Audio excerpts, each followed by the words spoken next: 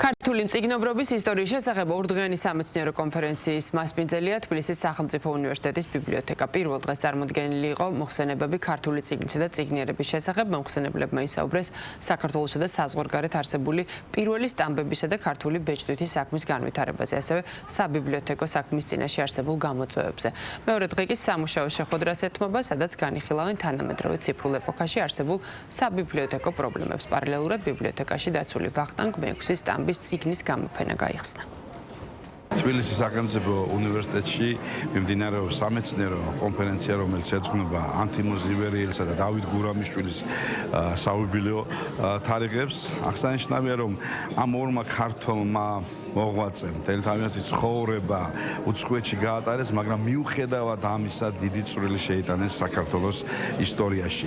ანთიმოზ ივერიელი იყო ერთ-ერთი ორგანიზატორი საქართველოში სტამბის დაარსებისა, ხოლო დავით გურამიშვილმა თავისი გენიალური და თავისი შესანიშნავი პოემი დავითიანით ქართულ ლიტერატურას უდიდესი საგანძური შესძინა. კონფერენციაში მონაწილეობას მიიღებენ არა მხოლოდ თბილისის სახელმწიფო უნივერსიტეტის წარმომადგენლები, აკადემიური წრის, არამედ ჩვენი კოლეგები ქუთაისიდან და თელავიდან და ვფიქრობთ, გაიმართება ძალიან საინტერესო დისკუსია სწორედ ამ თემებთან დაკავშირებით, რომელიც ჩვენ გვაღელვებს.